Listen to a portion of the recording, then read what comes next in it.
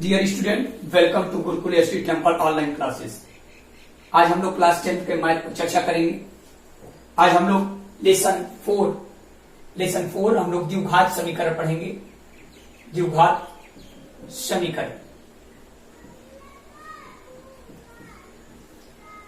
द्विघात समीकरण क्या है? आपके दिमाग में एक प्रश्न उठ रहा होगा, द्विघात समीकरण किसे कहते हैं? आइए हम लोग परिभाषा देखते हैं। यदि कोई व्यक्ति आपसे द्विघात समीकरण की परिभाषा पूछता है तो आप लिखेंगे ऐसा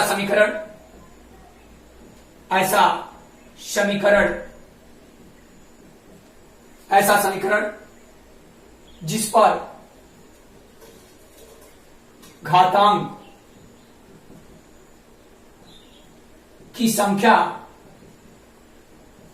2 होती है उसे हम द्विघात समीकरण कहते हैं। समीकरण कहते हैं। एग्जाम्पल है 2x² धन x धन a। ये क्या है? ये द्विघात समीकरण का उदाहरण है। इस पर घातांक, चूंकि इस पर घातांक जो है वो 2 है, इस नाते हम इसे कह सकते हैं कि यह द्विघात समीकरण है। अब हम एक चीज और आज पढ़ते हैं, वो चीज ये है द्विघात समीकरण का मानक रूप। द्विघात समीकरण का मानक रूप, ये क्या चीज होता है इसे भी हम लोग जान लेंगे। द्विघात समीकरण का मानक रूप क्या होता है? तो द्विघात समीकरण का मानक रूप होता है ax² धन bx धन c। ax² धन bx धन c, ये द्विघात समीकरण का मानक रूप है, जहां पर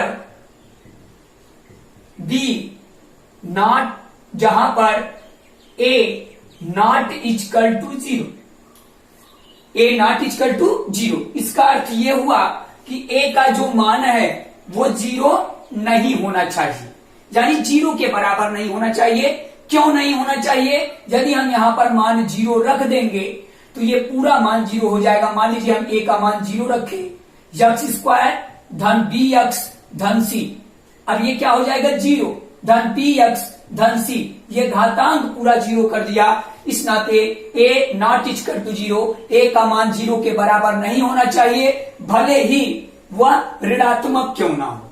ये हमारा द्विघात समीकरण का एक मानक रूप है।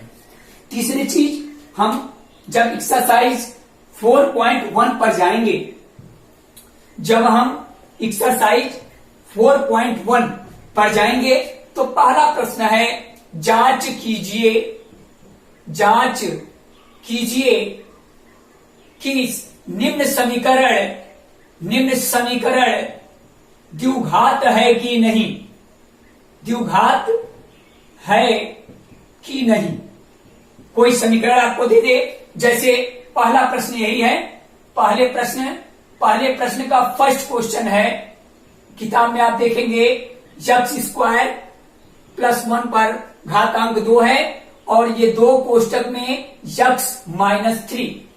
अब आप इसे हल देखेंगे तो इसे आप क्या करेंगे? इसे तोड़ देंगे। इसे जब तोड़ेंगे तो आप लिख सकते हैं इसे x धन 1 और एक कोष्टक में x धन 1 इक्वल टू 2 का गुणा कर लेंगे, 2x माइनस क्या हो जाएगा? 6।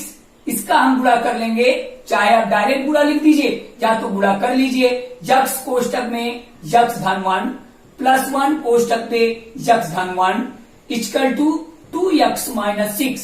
अब x ने गुणा करेंगे x² धन x धन 1 इक्वल टू 2x माइनस 6।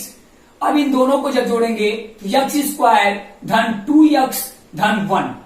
आप इसको यहीं पर डायरेक्ट इतना भी लिखा जा सकता था, लेकिन हमने गुणांक कर दिया, इक्वल टू 2x माइनस 6। आप 2x को इधर ट्रांसफर करेंगे, x² धन 2x प्लस 1। अब जब इसे इधर करेंगे तो ये ऋणात्मक हो जाएगा 2x, और इधर इसलिए क्या हो जाएगा? प्लस 6 हो जाएगा, इक्वल टू 0। अब क्या करेंगे, ये इससे कैंसिल हो जाएगा, यानी हो जाएगा एक्स स्क्वायर धन, अब 1 और ये 6, 6 से कितना हो जाएगा 7 इक्वल टू 0। यानी अब आप लिखेंगे, देखिए यहां पर यक्स के भागात में 2 आ गया, अब लिखेंगे अतः यक्स स्क्वायर धन 7, ये आपका आंसर आया है। लिखेंगे अतः यह समीकरण, अतः यह समीकरण द्विघात समीकरण है, द्विघात समीकरण है। यह प्रश्न आपका क्या हो गया, अतः यह समीकरण द्विघात समीकरण है। इसी तरीके से आपके फर्स्ट पॉइंट 1 में लगभग 8 सवाल होंगे, यानी 1 सवाल है, बाकी के क्वेश्चन आप इस पर हल करेंगे। इसी तरीके से 4.1 में दूसरा क्वेश्चन एक है, एक दूसरा प्रश्न ये कह रहा है, एक आयताकार भूखंड है, एक आयताकार भूखंड है जिसकी जो चौड़ाई, जिसकी जो लंबाई है वो चौड़ाई जो इसकी लंबाई चौड़ाई से 2 गुनी से 1 अधिक है।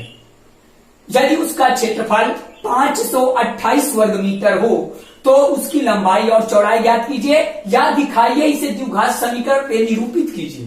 दूसरा प्रश्न क्या है कि एक भूखंड है, ये मान लीजिए एक भूखंड है और इसके भूखंड जो है, ये भूखंड है जो आयताकार है और इसका जो क्षेत्रफल है, ये जो क्षेत्रफल है वो 528 मीटर स्क्वायर है। तो आप मान लेंगे, माना कि उसकी चौड़ाई यक्स है। यहां पे इसको हल करेंगे और अगर ये यक्स हो गया तो ये हो जाएगा 2x + 1। क्यों? क्योंकि इसकी जो चौड़ाई है यानी इसकी जो लंबाई है वो चौड़ाई के 2 गुने से 1 अधिक है। अब आप यहां पे हल कैसे करेंगे, इसे मानेंगे, माना आयताकार भूखंड की चौड़ाई यक्स मीटर है। प्रश्नानुसार भूखंड की लंबाई बराबर लंबाई बराबर 2 गुने से 1 अधिक, यानी 2 गुणे यक्स धन 1 बराबर 2 यक्स धन 1, ये आपकी लंबाई होगी। तो आयत का क्षेत्रफल बराबर क्या होता है, सूत्र लगा दीजिए, आयत का क्षेत्रफल बराबर लंबाई गुणे चौड़ाई। ध्यान दीजिए, यह एक आयताकार भूखंड है, आपने इसकी चौड़ाई कितना मान लिया, चौड़ाई प्रश्न से ही देखिए कौन अधिक है, यानी जो लंबाई प्रश्न में कह रहा है कि उसकी लंबाई चौड़ाई से, किससे, चौड़ाई से, जिससे जो अधिक होता है पहले चौड़ाई मानेंगे। चौड़ाई माना कि चौड़ाई यक्स है तो प्रश्न के अनुसार उसके 2 गुने से 1 अधिक हो जाएगा, लंबाई इतना हो जाएगा। आपके आयताकार क्षेत्रफल कितना है 528, यानी इसके स्थान पर 528 लिख देंगे। लंबाई क्या है, लंबाई आपका इतना है, यानी 2x धन 1 गुणे, चूंकि सूत्र में है चौड़ाई कितना है यक्स है। अब इसका मल्टीप्लाई दोनों में कर दीजिए, इसका मल्टीप्लाई इसमें करेंगे 2x स्क्वायर और धन यक्स, ये इन दोनों का मान आ गया बराबर 528। इसको इधर ट्रांसफर कर दीजिए, आप लिख सकते हैं 2x स्क्वायर धन यक्स माइनस 528, ये एक सेट हो गया। अब आपको एक द्विघात समीकरण मिला, यहीं पे आपका आंसर समाप्त हो जाता है, यहीं पे आपका आंसर समाप्त हो जाता है। इसको आगे करने के लिए आप त्रिपद व्यंजक से भी आप हल कर सकते हैं। कैसे हल कर सकते हैं, ये तो आपका यहीं पे आंसर हो गया, लेकिन अगर आपसे ये कह दे प्रश्न में, प्रश्न को बड़ा बना दे और आपसे कह दे इसकी लंबाई और चौड़ाई ज्ञात कीजिए, तो पहले आप a का और c का गुणा करिए। a गुणे c बराबर कितना हो जाएगा 2 × 528, यानी इतना हो जाएगा इक्वल टू 156, यानी 1056। अब इसके बगल में कौन सा चिन्ह है, ऋण है, यानी इसका ऐसा गुणनखंड करना है कि घटाने पर एक आना चाहिए। ऐसी दो संख्याएं निकालिए जिनका हम आपस में गुणा करें तो इतना आए, और जब उन दोनों को आपस में घटाएं तो उनका अंतर कितना आ जाए, उनका अंतर 1 आ जाए। चूंकि यह संख्या जो है वह 1000 से अधिक है। जब हम 30 का वर्ग जानते हैं तो 30 गुणे 30 करेंगे बराबर 900, यानी यह जो वर्ग होगा यह संख्या किसकी होगी, यानी संख्या जो होगी वो 30 से ऊपर की होगी। यानी हम 33 और 32 का करते हैं, चूंकि किनारे 6 है। अब 33 और 32 का गुणा कर लें, 3 दूना 6, 3 दूना 6, 3 त्रिका 9, 3 त्रिका 9, 6 हो गया, और 9 6 15 को 5 हाथ जाए 1, देखिए 1056 आ गया, और इन दोनों का अंतर 1 आ रहा है। अब इसको गुणनखंड में तोड़ देंगे, लिखेंगे 2x² धन, यहां लिख देंगे आप 33 माइनस 32, कोष्टक के बाहर x माइनस 528 बराबर 0 लिखेंगे बेटा। आगे लिख देंगे 2x² और प्लस ये हो जाएगा 33x माइनस 32x माइनस 528। आगे बढ़ेंगे, आगे लिखेंगे इन दोनों में देखिए कॉमन क्या मिल रहा है, इन दोनों में x कॉमन हो जाएगा। जब x कॉमन हो जाएगा तो आपको क्या मिल जाएगा, यहां पे बच जाएगा 2x और प्लस 33। अब यहां पर क्या कॉमन हो जाएगा, इन दोनों का एचसीएफ निकालेंगे तो अधिकतम क्या हो जाएगा, अधिकतम हो जाएगा आपका 16।